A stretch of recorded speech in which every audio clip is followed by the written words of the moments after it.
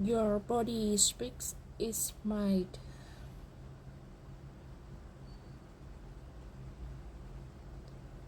오 탄이 그런 독이 잔티 공타 도부 반티 가란 수세 가란 도만이 흐르근테 찬 자리운스 찬 자리근 또찬 지리근 사도 가이근다 반티 가리간 도갈 바이크디 찬한 또 구름이 단타이 티 등그 하이산 수사이도 잠뿌그린 간테 산테그로 바티그라 찬트르그세 이숨 바리근 자리근 사또 미그란 자리근 사또 가 bodily roots of awareness.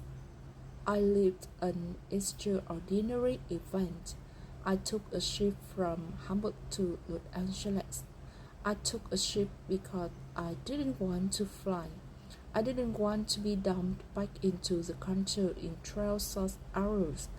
I lived in Germany for about 3 years, and I thought I'd take along Leslie boat trip. What fantasies I had! 31 days, nowhere to run. I figured I had a ball.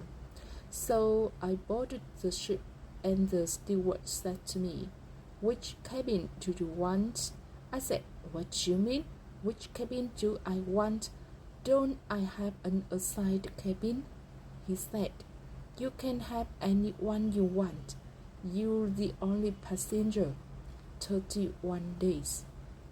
The captain and I were the only ones taking formal meals. One in a while, the first mate came in. We ate breakfast at 8 o'clock.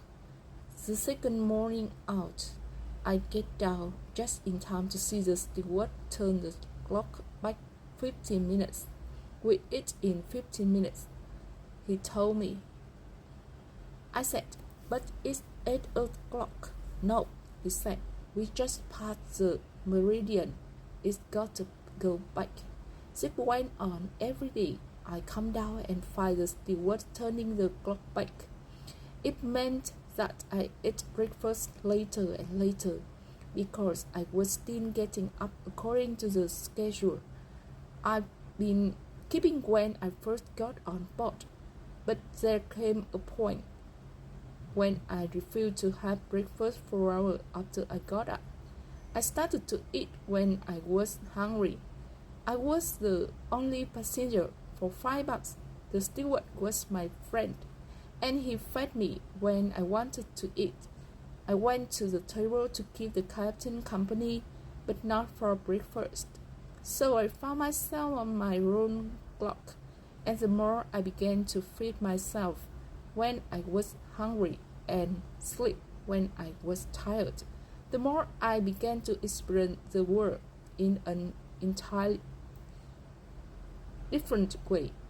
I became the me who was the ocean, the me who shaped the semi-permeable membranes separating my ocean into inner and outer, the me who made me me. When I was satiated, I went to sleep.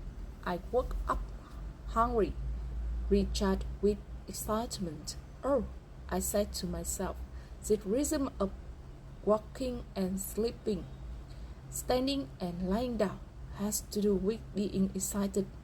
Excitement focuses and reaches out. Being up, being awake and standing has to do with being excited, and going to sleep has to do with being unexcited." During those 31 days on seaboard, I began to understand that excitement is rhythmical and self-initiated. I stand and am active, making my world. Being me has to do with my being up, and then I lie down in order to recharge myself. The up and down of my daily life is not opposition, but complementarity presents. お金がすり、軽く isuma de katarika, presenting the two aspects of my experiment that formally shaped me. When I asleep, I assimilate the past day that gives shape to my night, just as the flow of the night, with its reveries and dreams, gives shape to my new day. We talk a lot about awareness. What is awareness? What is consciousness? For me, our awareness is our living process. I don't believe that there is a conscious part of us which directs our behavior independently of our bodies.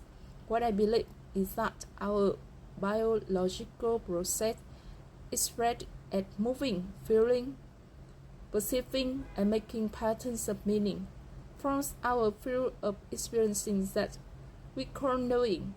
Our perception of our own life activity is what we call awareness. What our lives are about is what awareness is.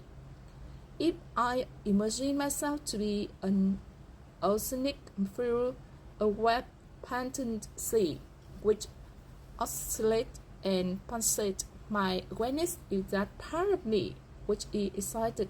Sometimes I know who I am, and sometimes I don't recognize who I'm becoming, depending on the intensity and the intention of my excitement. We know ourselves as our excitement comes forth in the form of action and feeling, expectation and desire. Our greatest energy is at our surface, who are continually forming and reforming.